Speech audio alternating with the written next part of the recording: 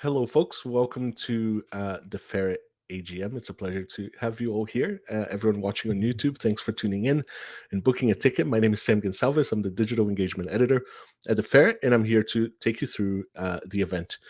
If you like to post on the comments who you are, where you're watching from, anything about you, we'd love to hear it, and I'd love to keep a conversation going there. That'll be really nice. Um, but yeah, let's get started. Basically, what we're going to have today is a little bit about the fair, a little bit about the behind the scenes, about what happened in the last year or so, some achievements, some changes, everything that went on, but also a look into what we do and how we do it in a conversation with journalists and with partners and colleagues, and yeah, just to kind of look into the making of the fair day to day. To start with, I want to bring on Audra Merrick, who is an independent director in the Ferret board and also the chair. Let me bring her on. Hello, Audra. Um, Hello. it, and yeah, I'll pass it over to you for a kind of opening statement about the Ferret. Great. Well, welcome everybody. I am just getting this ready here. So welcome everybody. We are really excited to have you all here with us today at the AGM. I know that I think last year we were hoping that that would be the only time that we did a virtual AGM, that we would be back in person this year. We really hoped that we would be. But unfortunately, we are still in a pandemic, and so we thought it best to do it virtually this year. So we've got a lot of things to share with you today in terms of how we're doing as an organization, and also some really interesting conversations with a couple of key folks in our community. So we're really glad to have you here. Sam, do you want me to go ahead and move into the update? Yeah, let's do that. All right. So I'm gonna share my screen. Let's see.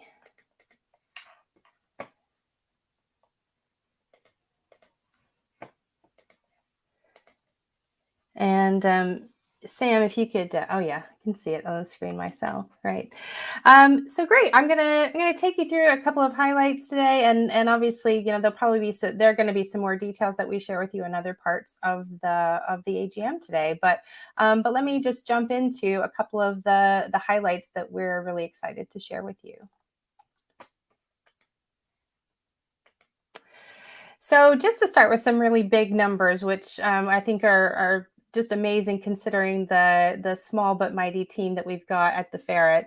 The reach of the Ferret journalism this year has really been immense. We've had well over 1 million views of the content that the team is producing, over 7,000 podcast downloads, and 180,000 interactions on social. And I'll talk a little bit about how we've managed to do that with that small but mighty team in just a minute. But I thought it would be useful to share, especially since so many of the people on at the AGM are members of the Ferret, are supporting us. I wanted to kind of show you what that looks like in numbers in terms of the reach and the some of the impact that the Ferret is having.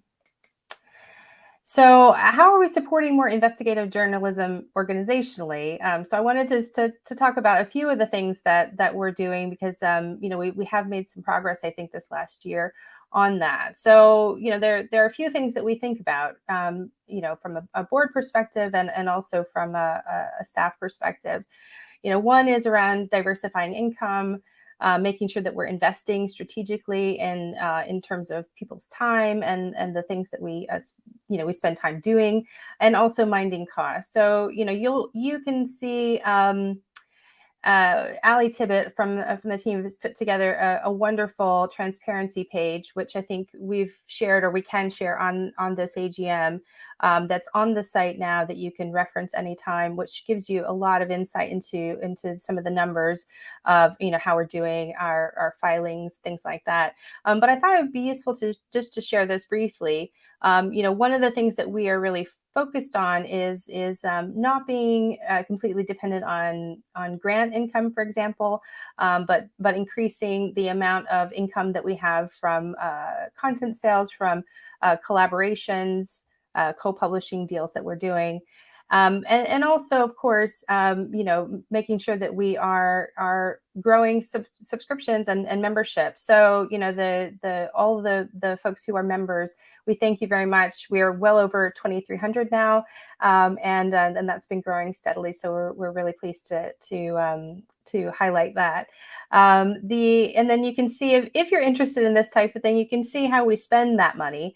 But you'll see the overwhelming majority of that, over 75% of it is focused on the journalism, because we're not in it for the profit. We're in it to do good journalism and get things out there. So there are a couple of things that we've done to support the investigative journalism organizationally this year. So one is to hire Craig Campbell. He joined us in November of 2020, so he serves as the COO and business manager. And we have also, many of you will know, because Sam has been a co-host on our podcast and also organized this event, as well as taking care of a lot of our social media. Joined us as digital engagement editor in June of 2021. It's had both of them have had amazing impacts since they've joined, and that has, I think, enabled journalists to spend more time doing journalism rather than they're still doing a lot of other things as well, but I think adding the talent and expertise and expanding those capabilities that we have has been really impactful. We've also introduced project coordinator role for big investigations, so that even though this is a very collaborative co-op structure that we have, having really well-defined roles and responsibilities, especially on really big projects, helps everybody work better and just increases the amount of good journalism that we can put out there. And along those lines, we have been able to increase the number of journalism days from 59 to 85 days a month, which is really exciting for us to be able to talk about. As many of you might have seen, you'll see that we're also working on hiring a full-time journalist to further increase their capacity. So I'll talk a little bit about the impact of Ferret journalism. I know a lot of you will be very familiar with the work that the team has been doing over the last, many years probably. But I thought it would be useful just to kind of highlight some of the variety of stories that have come out over the last year. So I've just pulled the things that were the most popular, I guess. And I wouldn't even say that this is such a short list of a very, very long list of things that we've published.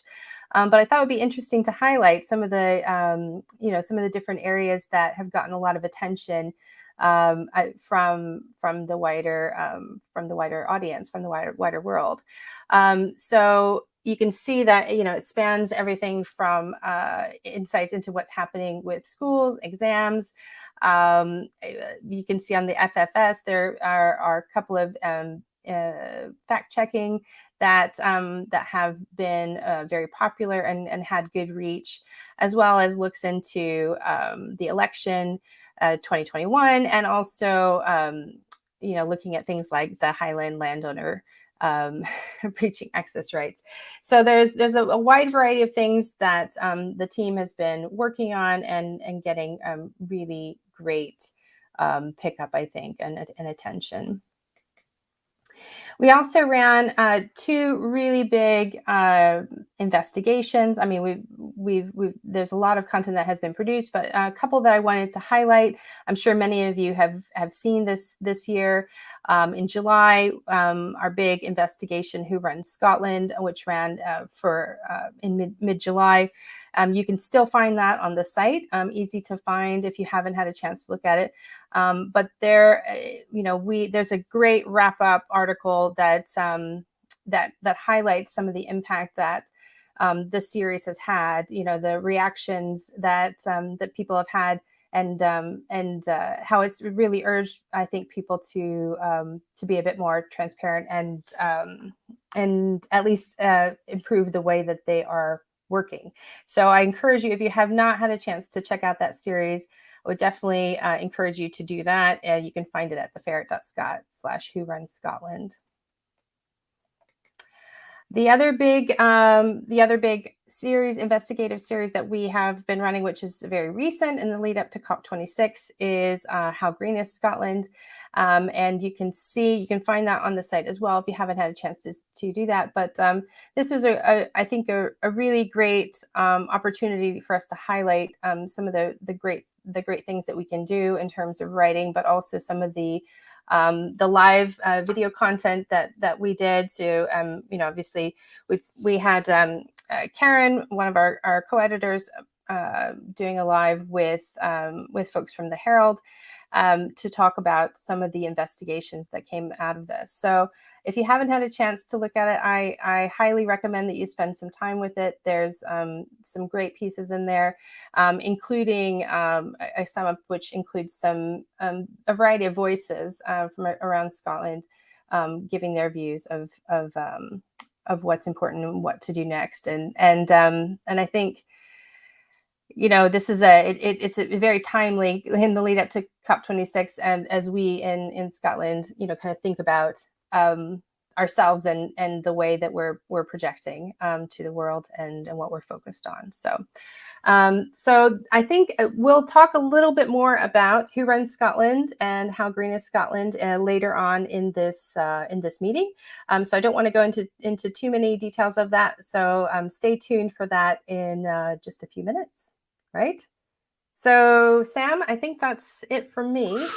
Cool. Thank you very much. That was wonderful. Cool. Well, Audrey, you'll be back in a little bit, so this is not goodbye. This is a see you soon. See you in a few. Yeah. Cool. Thank you so much, Audrey. That was wonderful. We're going to get started with our panels today. We thought it would be interesting to have a couple of panels, both giving you an insight on what the Ferret is investigating, how we're approaching certain issues, but also, COP26 is right here. So we thought it would be really interesting to talk a little bit more about it, talk about how we're covering it, and just kind of generate a discussion around that. So I'm going to bring Rob Edwards on, who is a journalist at the Ferret. Hello, Rob. Hi. And I'll pass it on to you to introduce our next guests. Thank you. Thank you, Sam. Thank you, Audra.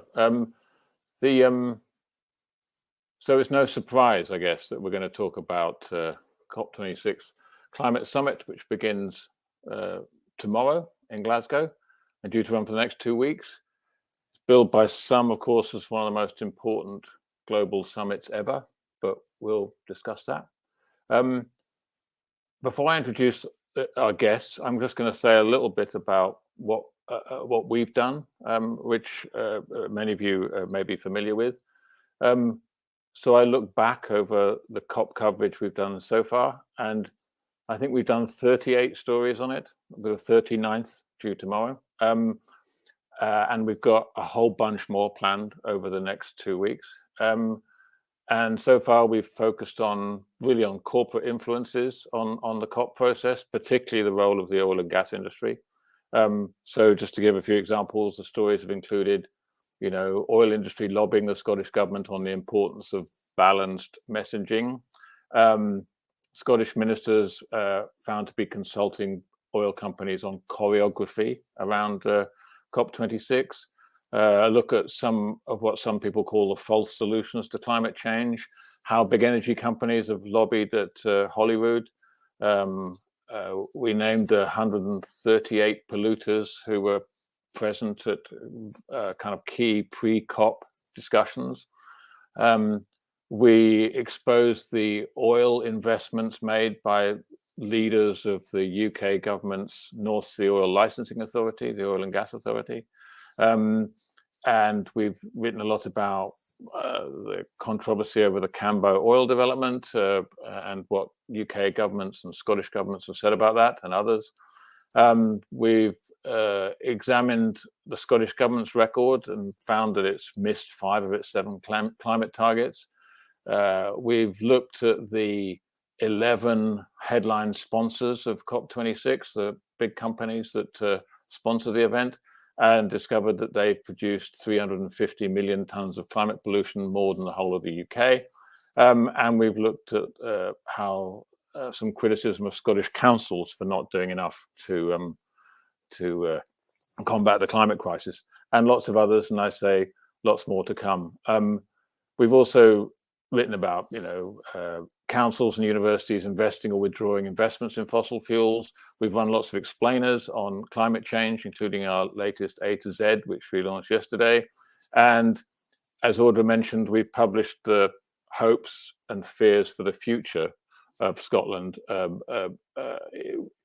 in 26 kind of diverse voices from across the country. And one more thing, we reported that a firm with the links to the oil industry in Guantanamo Bay was sponsoring the COP26 Youth Conference. And after we reported that, the sponsorship deal was cancelled. So that's just a little taster of all the things that we've done. And if you keep tuned in, you'll see we'll be doing lots more. So anyway, that's my kind of Ferret plug over. Now we should turn to our guests. If you could put them on screen, Sam, that would be good. Hello, Mim. Is Mary coming? I will bring her on if she does. I think we're just having some tech issues behind the scenes, but I think it's just the two of you for now. Okay, thank you. Hello, Mim. Hi. I'm gonna. You work with the COP26 coalition, right? Which brings together, as I counted it, over 200 international, national, and local groups campaigning for climate justice.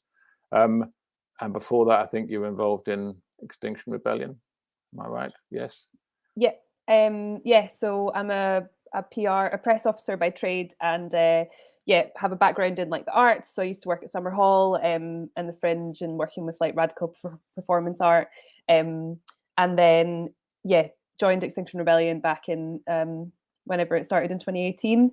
Worked on that for a couple of years, and then was part of the group that formed Climate Camp Scotland. And this summer we just held the first climate camp in Scotland for 10 years, which was super exciting. We had about 100 people on site outside Mossmoran, the Exxon Shell plant there, that's like incredibly polluting and causing real harm to the community in Cowdenbeath. And we worked with folk there to get lots of people outside the site and make a big noise.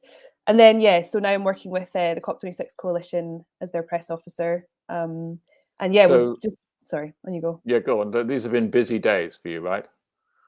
Yeah, incredibly. And it's been a massive learning curve. I think, like, for the Scottish movement, we've gone from being, doing stuff here to suddenly operating on a world stage, kind of responding to a lot of the nonsense coming from the UK government, and grappling with this massive conference that's kind of coming into town, is causing havoc with people's lives here in Glasgow, but also it's super exclusionary, and like that's been one of the biggest things for the COP26 coalition. We've been working really hard to build the movement and like build connections between so many different groups, really showing like that climate justice is intersectional. It's about like workers' rights, it's about feminism, it's about care work, it's all of this stuff.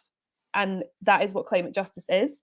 So, but then alongside that, we've been working really hard to get people from marginalised communities in the Global South, frontline communities to Glasgow, because there's so many barriers this year.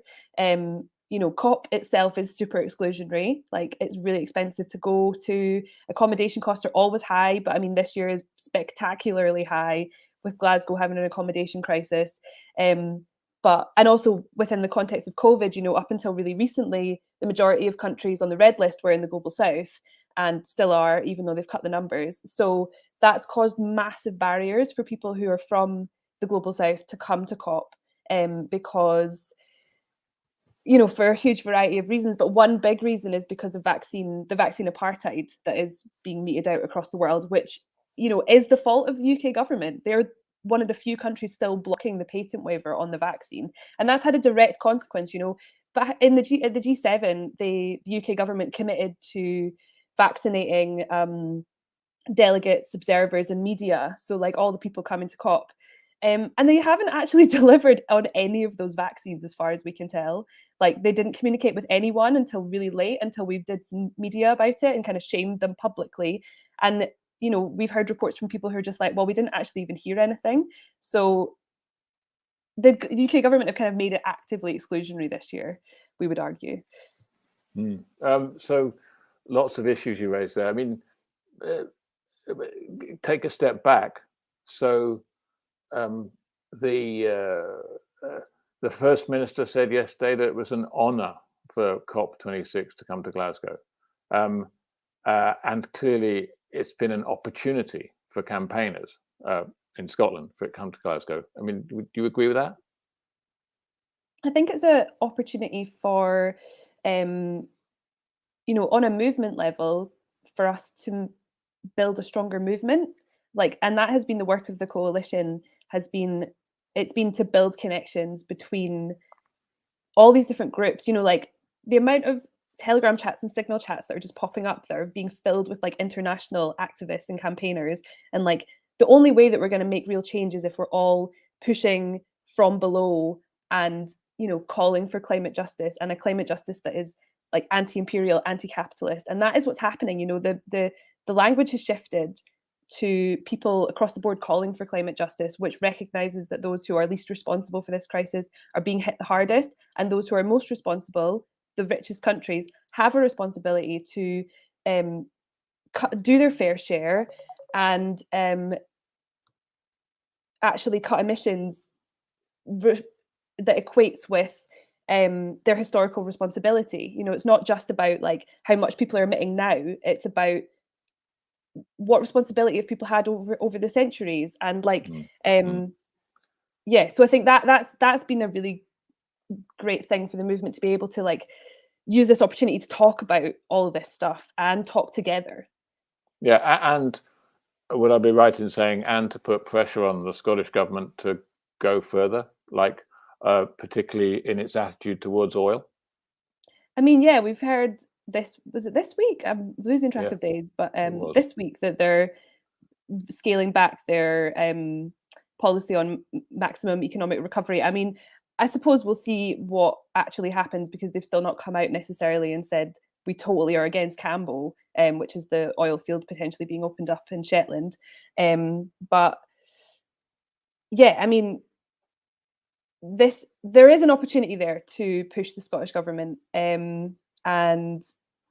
there's also an element where they want to look much better than the UK government, and so far what the UK government's putting on the table is shocking, to be honest. They're acting as if net zero 2050 is this great thing, but it puts us on track for 2.7 degrees warming, and that's a conservative estimate, and so the pledges that are being brought to COP this year are putting us on track for really deadly consequences.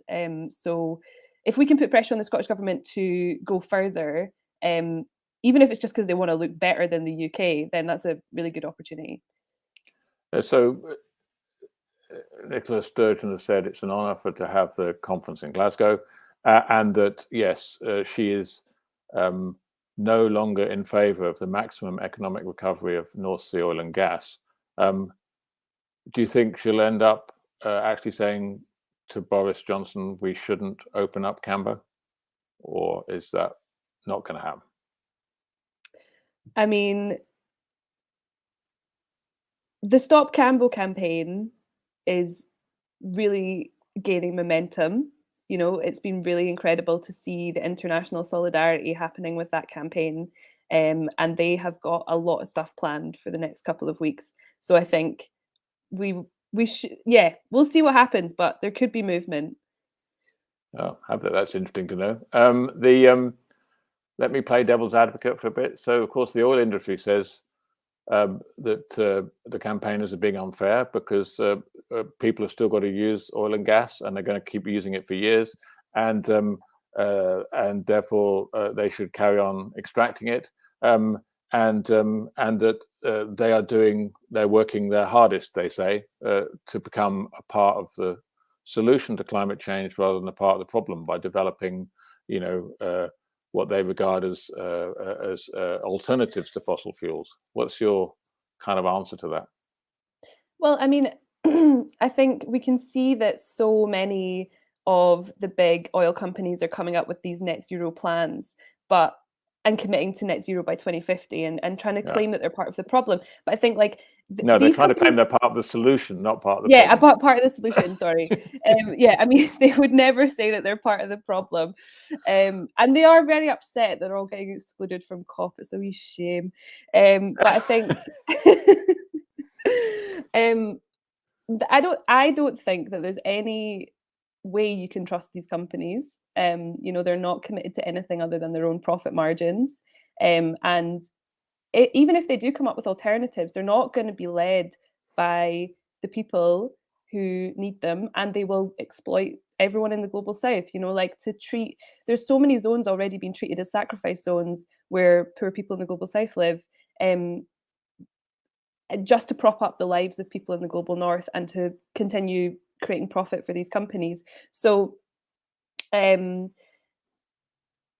they basically, we need a worker-led just transition for not only energy workers but for the entire economy away from fossil fuels, and that charge cannot be led by fossil fuel companies. They've shown time and time again over the years that they can't be trusted to actually put the well-being and needs of the people and the planet in front of profit. So they can help though, right?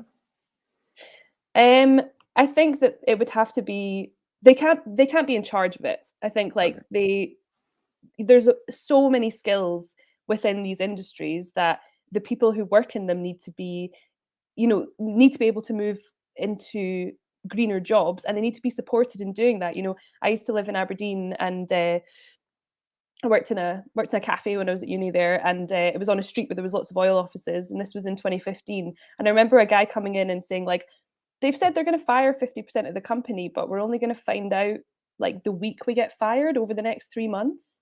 So like these companies don't care about workers, and they actively destroy workers' rights. So I think like we need to be supporting the trade union movement, and connecting these struggles so that it is led by the workers, this transition. And, you know, there's been studies done this year. It's a shame that Mary's not here because she definitely knows all this stuff better because it's coming from Friends of the Earth Scotland. But, you know, lots of people surveyed within the oil and gas industry, they want to transition to a new career, but so much of the training and tickets that you need in the renewables industry, it has to be paid out of pocket by individual workers. It's all being privatized and pushed on to individuals. There's no support for people to actually transition. So like we need governments to take responsibility for that, and not just let oil companies be in charge. Yeah. I hear what you're saying. So you've talked about your concerns that COP is exclusionary, and with the issue of vaccine apartheid, and does that mean that, you know, the negotiations or discussions that we're going to see over the next couple of weeks with, you know, world leaders, ministers, officials, whatever, that they're going to be essentially unfair, and that voices that need to be heard won't be heard?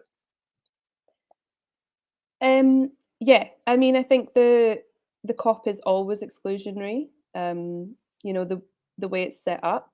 Like, there's a lot of good things about COP. It's like one of the only times that the world's community is represented in that way, and the fact that observers, so people who are not government negotiators, are going to be inside, and make up a large proportion of the people that are actually inside the COP.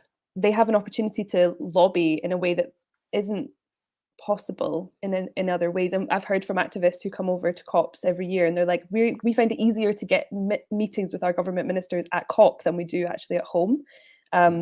So that aspect of it, like the way it's set up, like there is so much opportunity there for change, but it's the powerful, rich countries who actively block good things from happening, and they have done over the years. You know, in 2009 at Copenhagen, it was a backdoor deal that paved the way for the Paris Agreement. That, like, you know, the Paris Agreement, it treats a lot of the world as a sacrifice zone, because at 1.5 degrees, like lots of people are going to be in severe heat and drought, and already we're at just over 1 degree. We're seeing the first climate change induced drought in Madagascar. So yeah, I mean, in terms of the power and influence that's going on within the COP, it's rich countries that have so many more negotiators than poorer countries that can afford to send so many more people who have the ability to influence the negotiations. So, and the reason that civil society, so activists and NGOs and all these different people, why it's important that those people are inside the COP is that they can back up countries who have smaller negotiation numbers, like of delegates. So, so yeah, it's definitely going to be really imbalanced this year. So many people are just not coming, and it's mostly people who are from the front lines of climate change. So, obviously, you're involved in organising a lot of things. The coalition's been involved in organising a lot of things over the next a couple of weeks, including some protests. Do you want to tell us a bit about what people can get involved in if they want to? Sure, yeah. So the COP26 Coalition is organising a big global day of action for climate justice on the 6th of November, which is next Saturday, a week today. And we've got over 150 simultaneous mobilisations happening across the world. So we decided to set this up like this rather than just focusing on Glasgow. So, taking into account the COVID situation and giving people the chance to take action where they are, even if they didn't want to travel. So we've got about 50 mobilisations happening in the UK and lots happening all over the world. So in Glasgow, we're going to be meeting at in the morning at 11:30 at Kelvin Grove Park. We're going to have the fire brigade union's fire truck as a stage there, and we're going to have speakers and music at the start. Then we're going to be marching from Kelvin Grove to Glasgow Green, and we're going to be doing that in a series of blocks, which are themed around different issues. So at the front, we've got the Indigenous and Frontline Communities block, then we've got the Anti-Racism and Migrant Justice block, and then we've got, I think, about 14 other blocks, including like farmers, health justice, Glasgow communities. We've got an active travel block at the back, which is going to have loads of feeder cycling blocks coming from like all over the country, all over the UK. There's people cycling from Brighton. I think they've started today to come to COP. And folk are cycling through from Edinburgh in the morning. So you should just come and get involved in all of that. And then once we get to Glasgow Green, we're going to have a big rally, which is going to be hosted by Mitzi Janelle Tan from Fridays for Future, Most Affected Peoples in Areas. She's from the Philippines. And Dara McGarvey, who's the Scottish rapper from Glasgow. And we're going to hear from Greta Thunberg, Vanessa Nakati, and a whole bunch of different people. We're going to have a performance from the Minga Indigena, and yeah, it's going to be a super good day. Then on how many people are you expecting?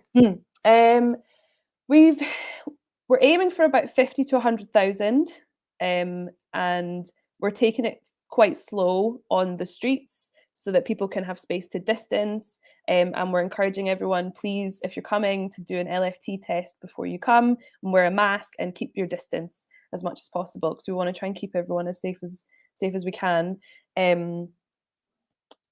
But I think around the world, it's really hard to tell.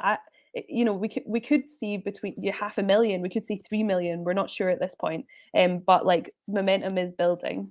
So. In terms of the protest in Glasgow, one can almost guarantee that after it's happened, the police will say X number of people turned up, and demonstrators will say 3 times as many as that turned up.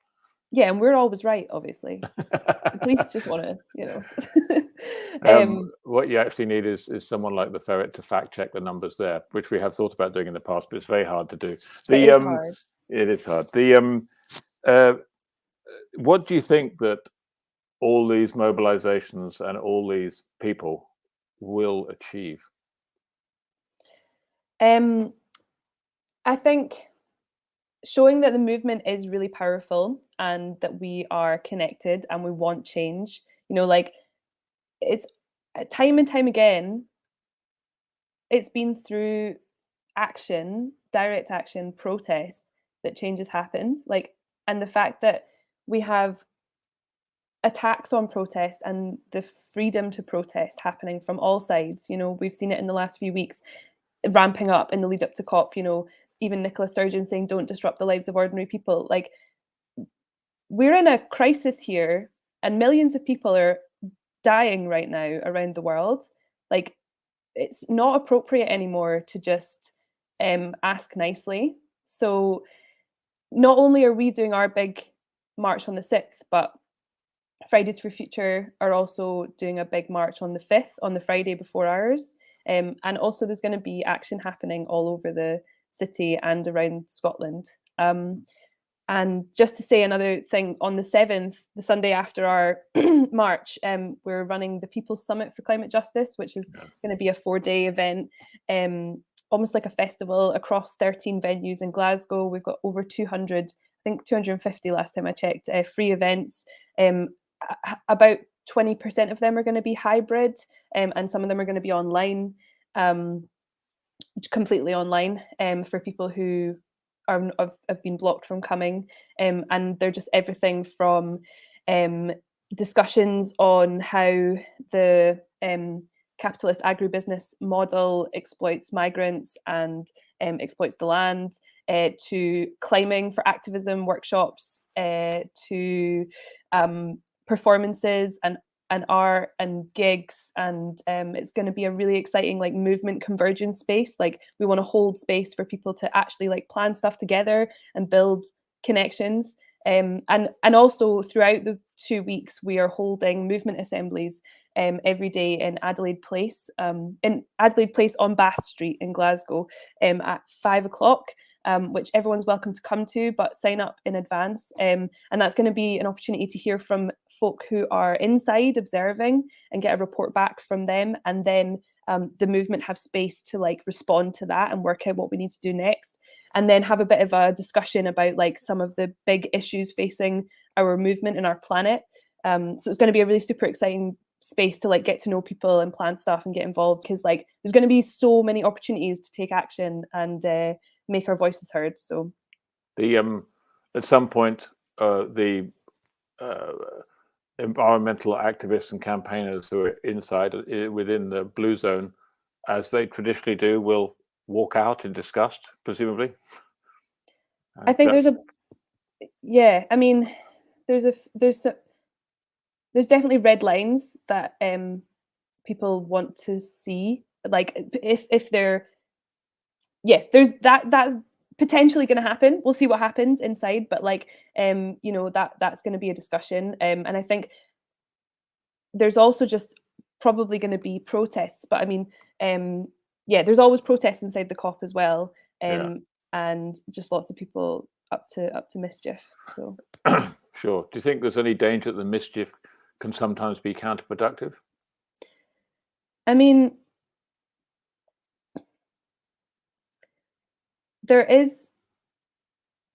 I don't think, you know, we're at a point where we have to try anything to try and make change happen. Like, we need to try a diversity of tactics. So everything from huge big marches to blocking roads to occupying banks to disrupting the negotiations. You know, it all needs to be tried. And I think like waking people up, especially inside the COP, out of this idea that what they're doing is acceptable. You know, so much of the debate is being captured by these sound bites and rhetoric coming out of the UK government. And people just have to try and do whatever they can, I think.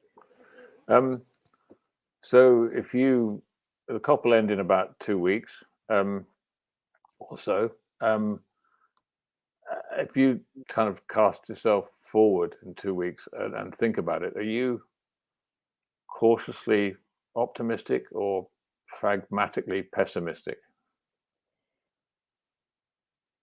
I think I'm pessimistic on a policy level of what's going to come out of COP. I think that the UK government has they've set it up to fail, or not to fail, but to fit with their narratives that are not appropriate to the scale of the crisis. Until we see, world leaders actually taking this crisis seriously and, responding to the science, and, they're already setting it up to fail. In the headlines, they're saying, it's on a knife edge, but they don't actually want it to get to achieve 1 point. We're fighting for 1.5 degrees to not increase global warming by more than that, but what they're bringing to the table puts us on 2.7, as I said before. So I am fairly pessimistic on a policy level, but I think that COP is part of a process. All these calls saying that it's a last chance, like that's not really how it works. Like, this is an ongoing process. But what this is a moment for is a moment for the movement to come together, to work out what we're doing, and to build connections between us. And I'm really optimistic on that level. You made reference there to the fact that this is part of a process. I suppose for most people, who watch the news or whatever, they'll be aware that this big climate summit is happening, and they'll think that that's it. When it's finished, they'll move on to something else, or think about something else. But I'm guessing that won't be the case for you and thousands of others after COP's over. Yeah, I mean, I think the fight continues, whether it's on a domestic level in the UK and in Scotland, or on an international level. And we'll certainly be in Scotland. We'll be turning our sights to what we're going to do over the next into 2022. And the climate movement is in a really strong place right now. We're seeing huge waves of resistance happening across the world, and the connections that have been built through the COP26 coalition will continue into the future. So yeah, it's a really exciting moment. Yeah. Thank you, Mim. I think it's a shame, as you say, Mary couldn't make it, but that's been very insightful to me anyway, very useful. I'm sure you've got nothing else to do for the rest of the day or the next 2 weeks. But many thanks for taking the time to talk to us and giving us your thoughts and insights. We're very grateful. No worries. Thanks so much for having me. Okay. Thank you. So we have a couple of questions from the chat that maybe I can run by the two of you. We don't have much time left, but maybe a couple of questions would fit in. Sure. The first one is from Nick. How can media outlets like the Ferret ensure the policy debates and decisions, including the role of private interests, take place in the open and can be scrutinized by the public? I think that's a question for me, really. Partly, anyway. Well, by doing what we do, I guess, is the answer to that. By trying to report things that otherwise wouldn't be reported, and trying to shed lights on influences that would prefer to be hidden. I mean, it's not always an easy job. It's not always a straightforward job. But I think what we've seen our role to be is about trying to look at the hidden powers and influences that work behind the COP process, such as the oil industry and such as other industries, and such as including the roles of sponsors. I think also one thing we haven't really looked at yet, but which we need to, which Mim has been talking about, is the inequalities of access to the summit. And I think we need to find ways of telling that story and exposing that. You agree with that, Mim? Or yeah, certainly. And telling the stories of the people who have been blocked from coming, who've actively been silenced by the structural barriers that have stopped them from coming to COP. I think another way is by independent media outlets building connections with activist movements. We within XR Scotland, we did actions which were based off of Ferret articles, such as Baillie Gifford exposing them increasing the MP's pension funds investment in Shell, and amplifying each other and giving activists the backing of facts and so being responsive to news stories as they come out. I've seen people talking about printing out articles and handing them out as flyers to negotiators that are from the Ferret, stuff like that. So like keeping those channels of communication open are really important. Yeah. Yes. Printing out articles, that's something. Imagine actually being in print. Something that Ferret's not actually ever done. Yeah, okay. Yeah. Any other questions, Sam? One from David here. Is just transition a meaningful policy, or just to borrow a phrase, blah, blah, blah? Mim. Obviously, the term just transition has become a buzzword that can be co-opted, just like any idea that's good. But that's why it's on us as activists, as active citizens, to push for meaningful change, to build connections across movements, and to hold governments to account, because they love to, I've mentioned climate justice a few times today. The Scottish government have a climate justice fund, and it's pitiful. It's just, it can be used as a buzzword, and but we have to push for it to be actually meaningful. It's not going to happen by accident. Yeah, just transition means changing the entire basis of the economy of the northeast of Scotland to something different, right? It means taking the wealth and the economy of Aberdeen and thereabouts, and changing it and transforming it. That's not a task to be underestimated, right? And so, maybe David's point is that just transition is just a word that covers a whole host of really difficult things for governments to do. Yeah. And just to kind of, we only have a couple of minutes left, but a point from Audra. What would something more meaningful look like? That's a very difficult question. I'll leave it to you. I'll leave it to you, Mim. So yeah, I mean, it's a complete rewiring of our economy in the way that it works, because at the moment it's completely reliant on fossil fuels. We can't, at the moment, the people in power can't seem to see a future outside of fossil fuels. They're completely co-opted by lobbyists, by fossil fuel companies. So much of the even the climate plans that are coming out rely on carbon capture and storage. Like, so much money is going towards carbon capture and storage, which at the moment is doesn't actually exist and doesn't work in practice. Like, it's a total false solution. Like, so many of the solutions that are on the table in dealing with climate change are just made up by fossil fuel companies, like carbon markets, which is basically rich countries selling their carbon to poor countries who then offset it in a variety of ways, such as planting trees. Like, that doesn't actually work in practice, because it forces Indigenous communities from their lands, for example. Also, there's just not enough land on the earth to plant the amount of trees that all the net zero carbon plans need for them to actually cut the emissions that they say they're going to cut. So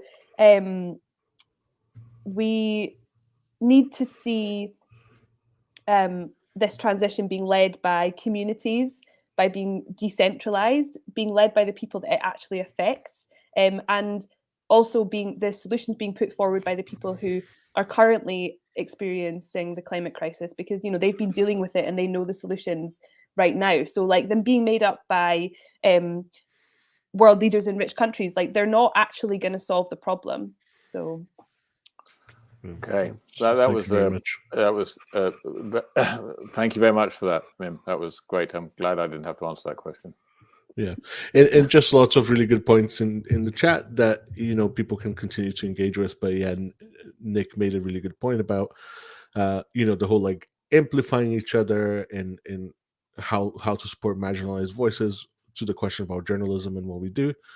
But then also a very interesting comment from Alan on journalism being independent from even single issue kind of activism and stuff. There's some good points in the chat. Thanks everyone Yeah, for contributing. I think it's absolutely crucial that we maintain independence. It's very important that we talk to all groups and listen carefully to what Mim and others have to say, but we have to maintain our editorial independence, which means we write lots of things, Mim, that you like, but sometimes we might write things that you don't, but that's how it is. Yeah, absolutely. Cool. Well, thank you, Rob. Thank you very much, and Mim, thank you very much. That was a really interesting conversation. And yeah, I'm sure people will keep following in the chat. So thanks for making it. I appreciate it. Thanks so much. Thanks again, Mim. Much appreciated. Take you both here now. Okay. So now we have our second panel of today's event. Again, feel free to keep throwing comments and questions. We'll push all the questions to the end, but yeah, feel free to keep putting them out in the chat. But as you heard from Audra earlier, we've had a couple of recent series on Who Runs Scotland and How Green is Scotland. And we thought it'd be interesting to have a conversation with Ferret journalists about how we develop those series. So I'm going to bring Audra back up here on the stream. Hi, Audra. Welcome back. Hello again. And I will pass it over to you to introduce this next panel. Great. Thanks very much, Sam. And thank you, Rob and Mim. That was really interesting and enlightening. And some really interesting comments in the chat there. So yeah, so as I mentioned earlier in the Ferret update, one of the exciting things that we've been able to achieve this last year is increase the amount of content we're publishing. So more investigations, more fact checks. The two really big, I think, multi-piece investigations have been Who Runs Scotland, which was over the summer in July, and just this week, How Green is Scotland. So I'd like to talk a little about how those came together and perhaps share some of the more surprising things that we learned from those investigations. So I'm going to invite Karen Goodwin, who's a journalist and our co-editor of the Ferret, and also Ali Bryan, who runs the Ferret Fact Service and is co-host of the FFS show. So, just a small plug for that. You can get the FFS show wherever you get your podcast. Nice. Excellent. So welcome, Karen and Ali. Hi. We planned that to be in sync. Yeah. well done. It's all the hard rehearsals that you put into it. Yeah. Great. So let's start with Who Runs Scotland. So Karen, I'll post this to you. I know Who Runs Scotland was a huge undertaking with several journalists contributing. Tell us a little bit about the series for folks who haven't, who weren't deep into it or haven't read it yet, perhaps. Tell us about the series and how it came together. Sure. So Who Runs Scotland was something a little bit different for us because it was the first investigation that we did in collaboration with the Herald. And so the idea was to pull together a whole body of work that could complement and really feel very comprehensive for readers, and that would also run in the Herald at the same time over the series of a week.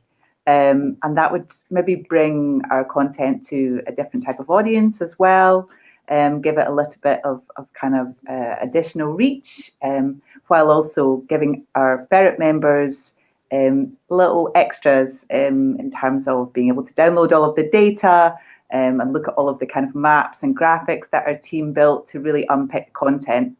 It was really a kind of deep dive into what is the unelected power in Scotland. So, we focus a lot in our day-to-day work on holding the elected power to account. And this was really to try and kind of dig underneath and go a little bit deeper. So we started off with having a look at lobbying and comparing the lobbying register with the meetings that ministers are having, which was kind of a long process of ploughing through lots of spreadsheets. We looked at every single meeting that ministers had in 2020, which was quite an undertaking. We looked at the kind of revolving door between lobbyists and PR companies, for example. Rob and a researcher called Helen Snodden did an immense amount of research, finding that a third of some of the biggest wind farms are held in tax havens. We looked at who owns businesses.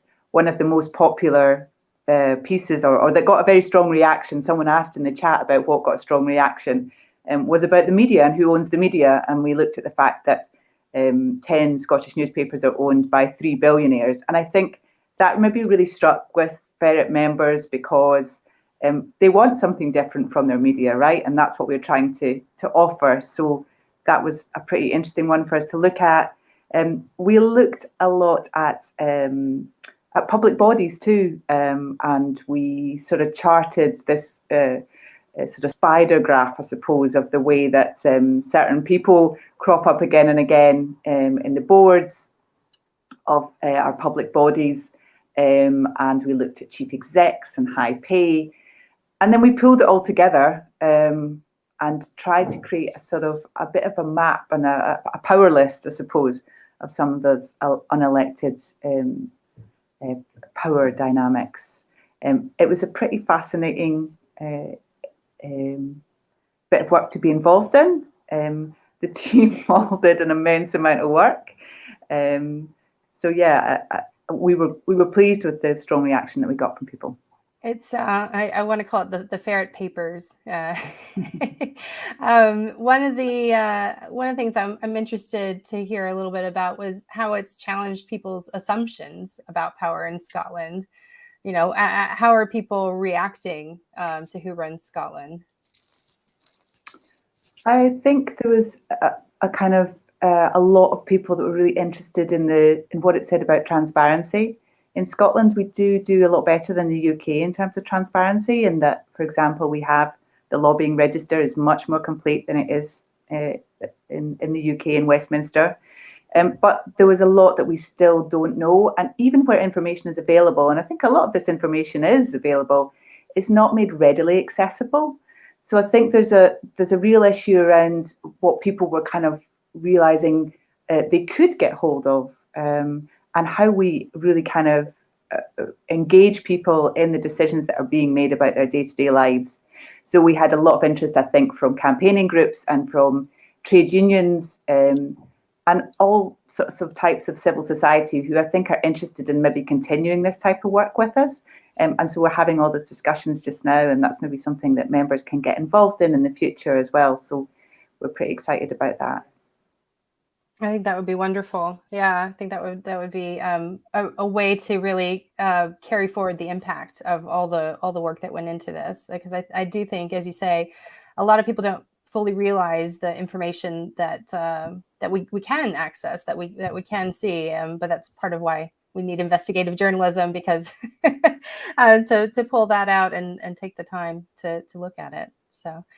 Well, I want to talk a little bit about our own process for a moment, not just the outcome of the investigations, but one of the things that we did, typically how we work as a cooperative is allows a lot of independent work, obviously, but one of the things that we did for this was to put a project coordinator in place, because it was such a massive undertaking. So I think Karen and Ali, and maybe you could talk just a little bit about maybe how we typically work, and how this investigation allowed us to refine how we work a little bit more with that project coordinator role. Sure. So I think at the Ferret, we're a non-hierarchical organisation. Billy Briggs and I are co-editors, so we're there basically as chairs of our editorial committee, and all of our journalist directors can be members of that editorial committee. We work to coordinate all of our editorial output, but we also allow all of our committee to have input into that. Into what pieces we commission, how those pieces might look. Ali's very involved in the day-to-day of that, and in production, as well as Sam.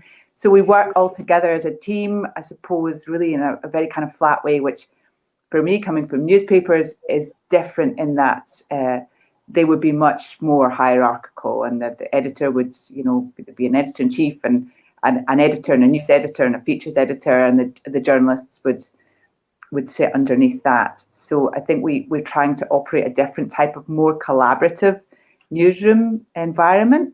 and that has lots of pluses. But I suppose when we're working on a massive project like this, there's lots of moving parts. We're often, as journalists, involved in both editing. We all edit each other's work, as well as writing. And with something like this, I think we're doing the day-to-day journalism while also planning this huge, very multifaceted project. So I think Ali came in and has been kind of playing a project coordinator role in some of these big investigations laterally, and he can maybe say more about that and how that's worked. Yeah, well, I think as you mentioned, Karen, before, one of the things about us being a small team and also being non-hierarchical is that everybody has like loads of different roles that feed into each other. Rather than, when you work, obviously those of us that worked in other media before, usually you have a lot of things to do, but your job is quite defined. Whereas I think sometimes with non-hierarchical organizations, that every journalist is also doing production, every journalist is also doing editing, every journalist is also doing has their own little area that they're covering. Like, for example, I run that Ferret Fact Service, but also do production for other stories, do editing on other stories, and also in a situation like this, where, as you say, there's so many moving parts and so many things that need to be done. I think we've found, and we learned a lot from Who Runs Scotland and the way that developed, that you kind of need somebody who's a little bit outside of the writing to help coordinate and sort of do all the sort of moving parts bits. So I wasn't writing on How Green is Scotland, the more recent of our two big investigations, and I think that helped the journalists kind of be journalists. So Karen, Billy, Paul, Jamie, and Rob, who were writing for us on How Green is Scotland, they had enough to do doing all the investigative work that they were doing for this enormous series. So they don't need to be talking, for example, liaising with the Herald, who obviously we were co-publishing with, sorting out things like artwork, agreeing the running orders, the top lines, the story topics, checking in with writers to make sure things are happening, just generally, to be kind of glib about it, making sure that idea actually happens and actually reaches the pages of the Herald and actually reaches our website. So I think that was really, I felt like that was a really useful role for us to have, is to have somebody who's actually sits aside from it, but is also kind of has a sort of more overview of what's happening. So Ali, you came on to Who Runs Scotland kind of towards the end of that process, Yeah. or as after it had already kind of gotten underway. Is that something that you learned then as part of that, and then took it into the next series, How Green is Scotland? Yeah, well, I think we found with Who Runs, and Karen, you can speak to this as well, that there was just too much to do for the way that when we obviously delivered it, and it was a really good package, but it was an incredible amount of really labor-intensive project, and it meant that without somebody who's essentially, Karen, you were coordinating at the start of the project and writing and getting your head around quite incredibly complicated data like spreadsheets and learning the topic and various. It's just an incredible amount of things that need to be done by one person. And I think, we learned from that, because this was, again, we've done a few big projects in the past, but nothing of this level, in terms of nothing with this much content being produced and done, a big long week-long package that's also been co-published with a major newspaper. So I think we learned from that. And I think one of the things about being non-hierarchical is that it almost requires an even bigger level of organization. So everyone has to really be clear about what they're doing, because there's all these little pockets that everyone's working in. And so I think that's what really helped with having a project coordinator on this latest project. Yeah.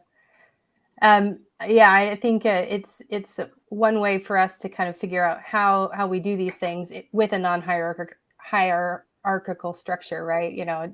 When we don't have the structure that, as Karen was describing, of a typical newsroom to manage that.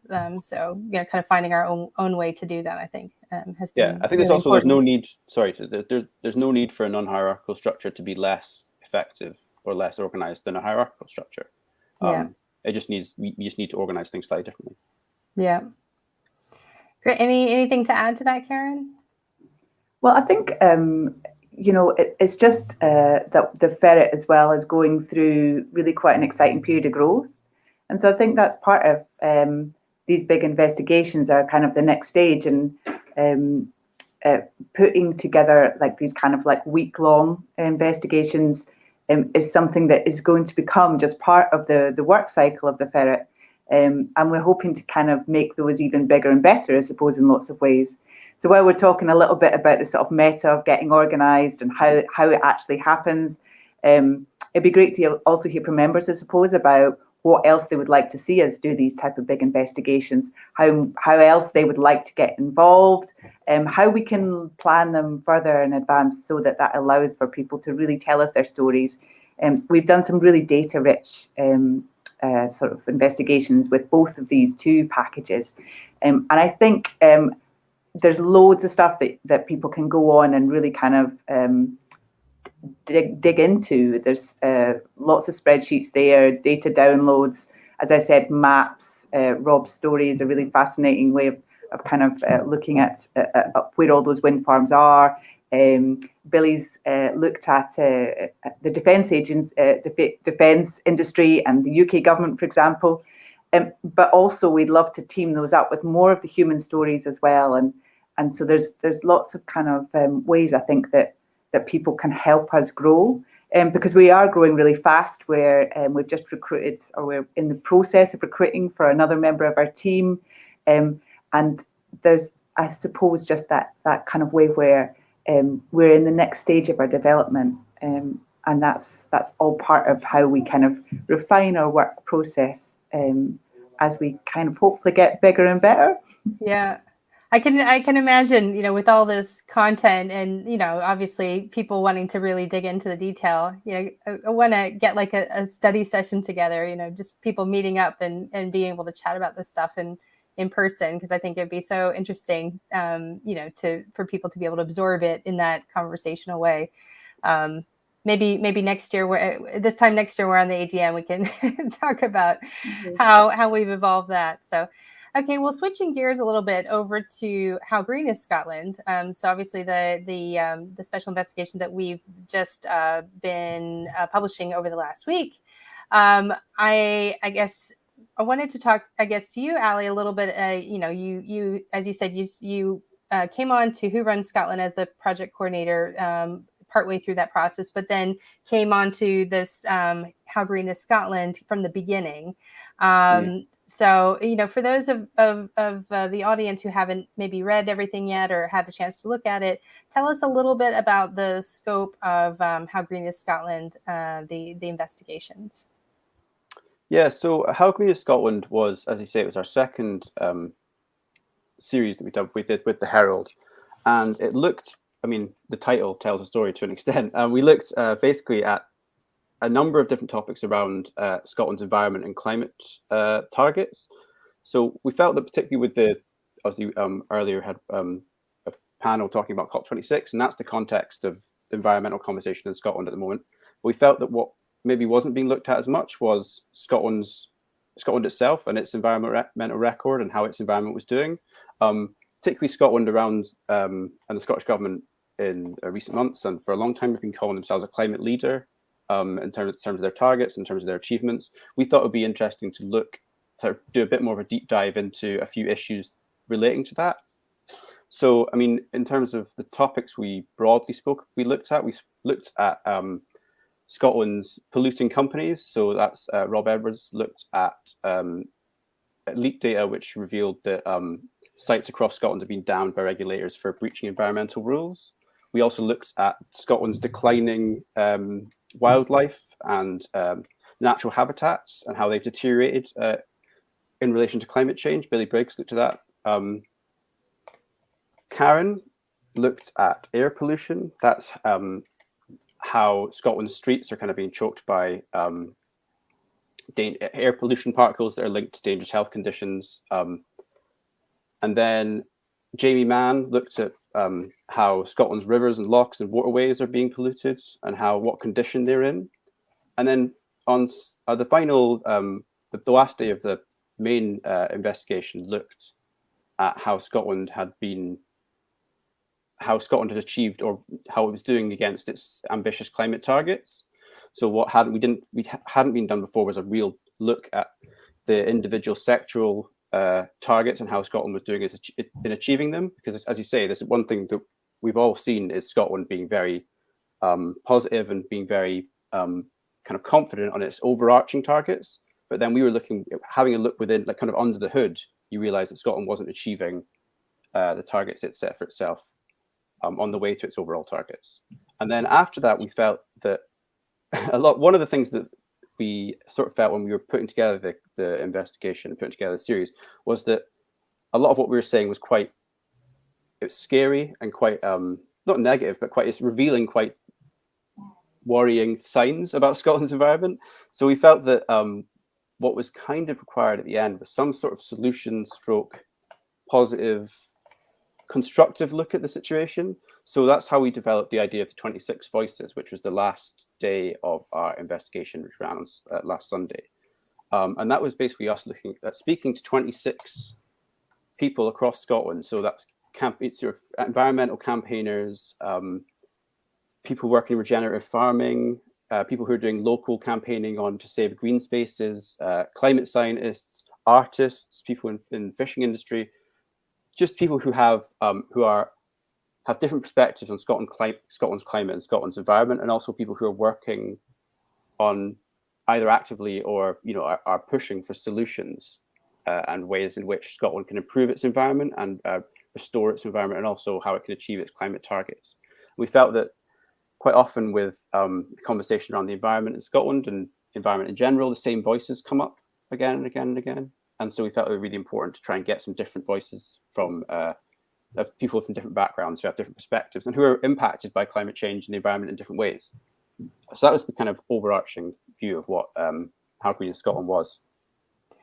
Yeah, I think it was fascinating, and as you say, being able to bring in such a diversity of voices, especially for that piece at the end, I think was so kind of crucial to really bringing different perspectives and to it, because as you say, could be at risk of just focusing on the same folks over and over again.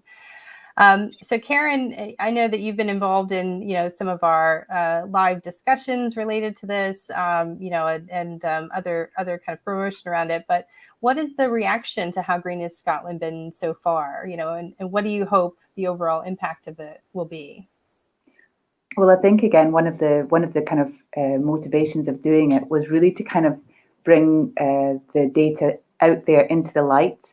And allow people to have a really good look at that and to take it as a kind of baseline, which they could use. I mean, Min talked about there how it can be really used for campaigners to be armed with facts. And I think that was one of the really important things that we wanted to do. We wanted to be fact-based.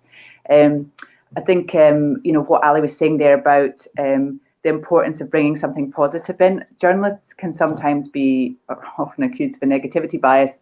I think what was interesting when we were just chatting with colleagues in a meeting this week, and Billy brought up something which is really obvious to us, but I think is worth kind of repeating sometimes to people, is that journalists often want to highlight problems and the negative because we want a solution.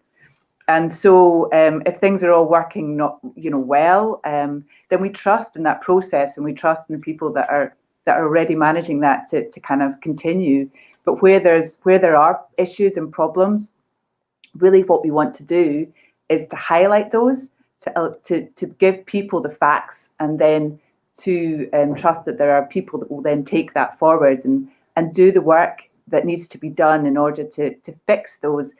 So I think for us, there was a really important thing about just shining a light on the reality of the situation, because we are in a really crucial point in history at the moment in terms of the environment, and that's why this felt an important investigation to do.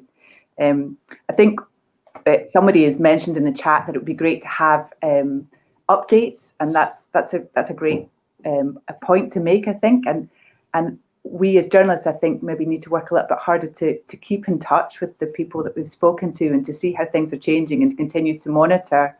I mean, I know that in some of my own work, I've done a lot of stuff, for example, just going off topic a little bit, but on homelessness and on charting rough sleeping. And so, I've noticed that things are improving at the moment in Glasgow, so maybe there's a need for me to do an update. And it's the same here, I suppose. We need to look and continue to monitor.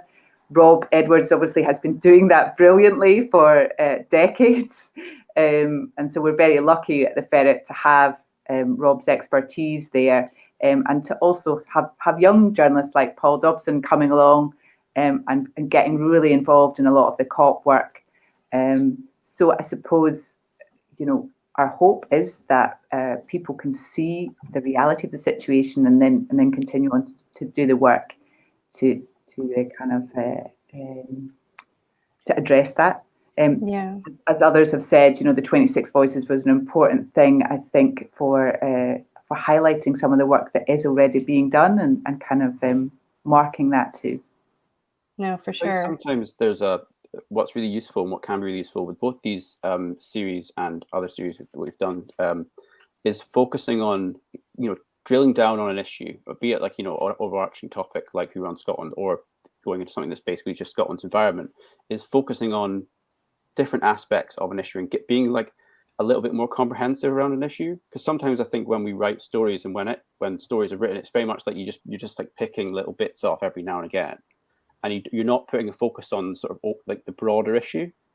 And I think in this series and in Who Runs Scotland, you've got 5 sort of separate topic areas, which are quite comprehensive about Scotland's pollution and environment. And then you've also got a solutions element and people who aren't usually spoken to on these issues, speaking about the solutions. And it gives you I think it puts like much more of a focus on the issue than when you just, pick a story about occasional story about sort of air pollution, or a story about wind farms or about fish farms, every few months or every few weeks.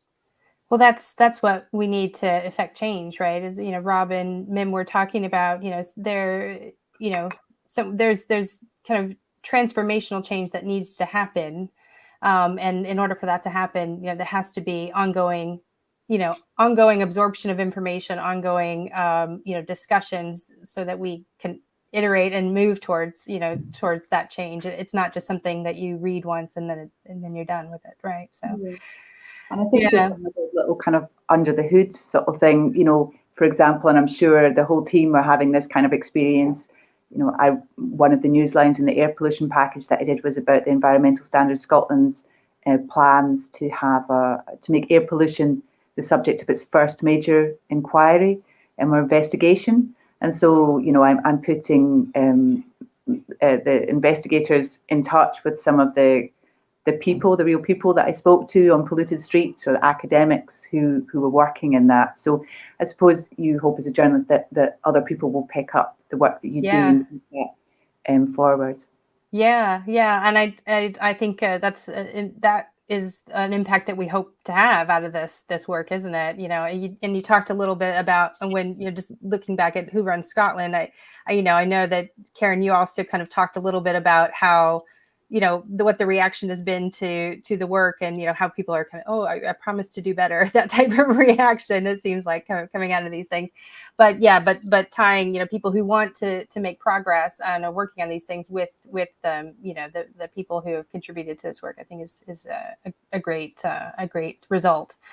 Or it can lead to a great result. So, right. So we have just about a minute for any questions from the audience. Sam, is there any that we can, here we go.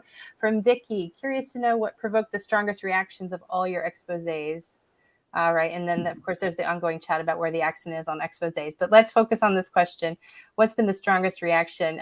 Karen, Ali, do you guys have anything that you want to highlight there?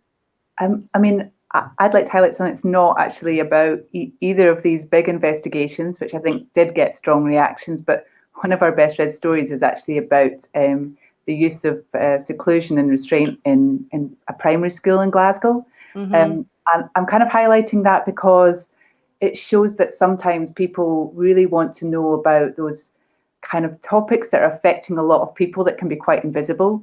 In this story that looked at Glasgow Primary School, very young children who had behavioural difficulties. Their parents said were kind of being unfairly kind of secluded. It was quite a visceral story to tell, I think, because you're talking about very young children and the very upset parents. And I was surprised by how wide the readership of that was, but it was very wide. And so I think sometimes these very specific stories about real people's lives can actually be the ones that provoke quite strong reactions. Yeah. And what about you, Ali? I would say that the one recently that I was slightly surprised about how strong the reaction was our 26 Voices piece. Mm-hmm. And I think we all thought it was a very good piece and was a very interesting way of telling the story. But I think what we were surprised about is how many people were kind of inspired by it, and inspired by the people that, rather than, I think quite often with journalism and with what we do, it can be quite like didactic and like we tell you what's happening, if you see what I mean. And we speak to campaigners, we speak to people as in quotes and in responses. But this was very much like we weren't leading the story; they were leading the story, and they were telling Scotland what they thought were the solutions, rather than us being, speaking to the traditional campaigners. I thought that was really effective and had a really big impact. That's fantastic. Yeah. So we will. I think Ali, on the transparency page, and we'll put this into the chat if we haven't done that already. On the transparency page that we've got on the site, Ali Tibbetts included, I think, some of the top things that come out, so we can people can take a look at that. So. But I think we have run out of time for this panel. But thank you very much, Karen and Ali, for this. It's been a real enlightening talk. Thank you. Thank you so much, folks. While you're still on screen, I just wanted to show this update here. I'll put it up on the screen.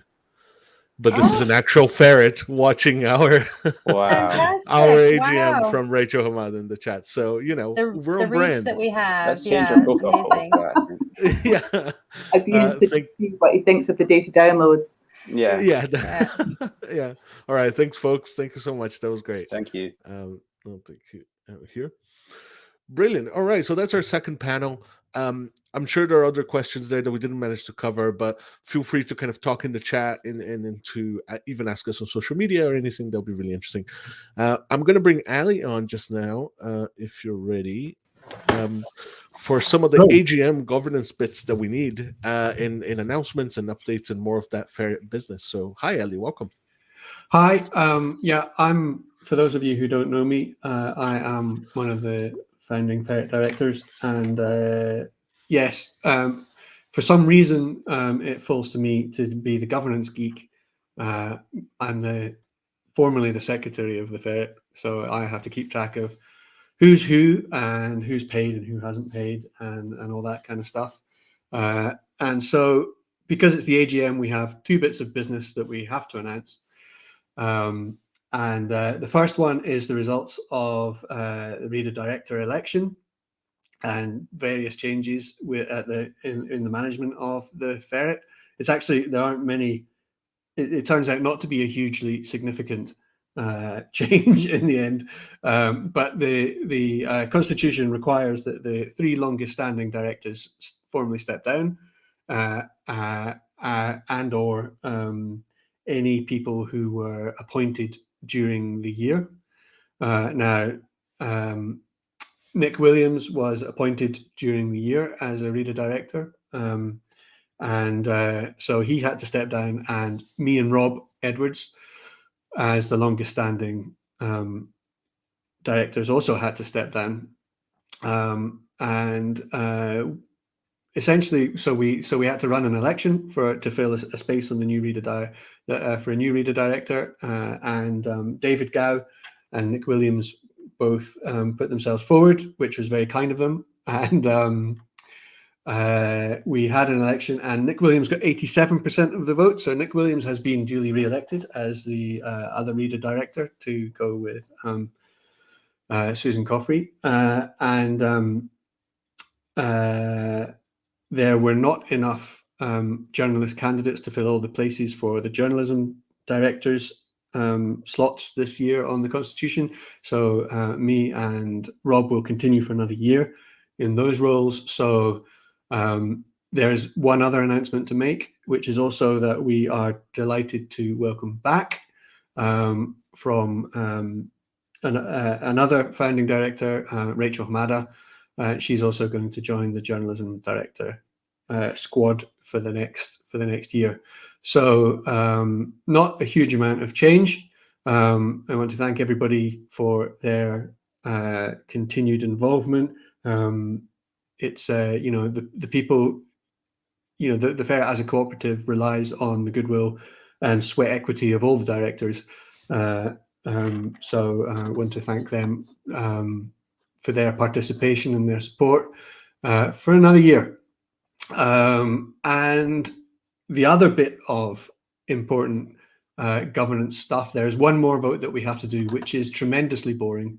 If you are a paid member of the Ferret, you will have received an email this morning with a link to another poll in it, and that is about disavowing the requirement for audit. Now, it's an incredibly bureaucratic procedure, but essentially large cooperatives by law have to appoint an independent auditor, which is, if you like, a next level of accountancy scrutiny, which is obviously really good if you have a massive turnover.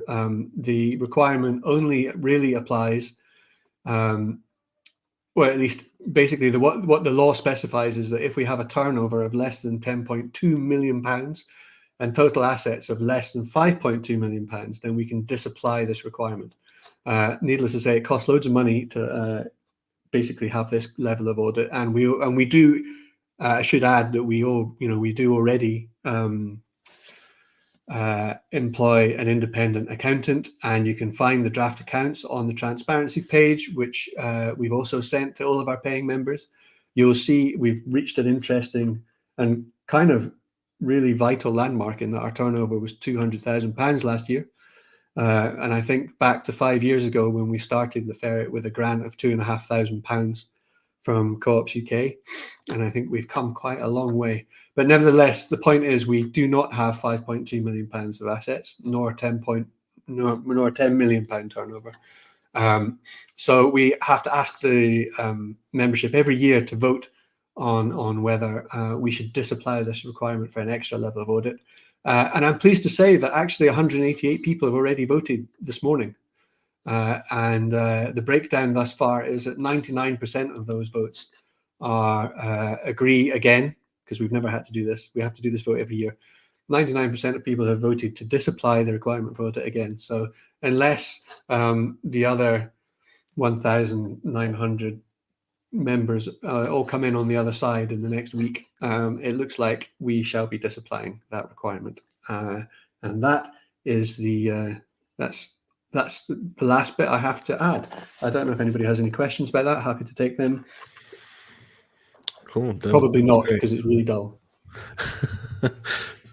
The interesting stuff. I mean, I think, good to, if you want to know more about it, it's the information's in the email you received today, but also feel free to get in touch if there's any kind of key questions that you want to know. That'll be great. All the links and the kind of technical background and the legal background and even links to legislation are all in the email that you've been sent. I think much more interestingly, you can find out about the current team of directors, including Nick, on our About Us page if you want to find out a little bit more about their backgrounds. And we shall be adding Rachel back into it forthwith when she can send us a picture, which isn't of her pet ferrets. Yes, although we'll also accept those. Well, maybe. I mean, yeah. Okay. Yeah, congratulations, Nick and Rachel. That's welcome and welcome back. Thank you so much, Ali. Cheers. Cool, folks. That's it. Thank you so much for making it to the AGM. I'm seeing we have 1 hour and 29 minutes. We're going to be finished by 30. This is my promise to you. Thank you so much for coming. It was wonderful to read all your comments and chat to all of you and hear from these interesting panels.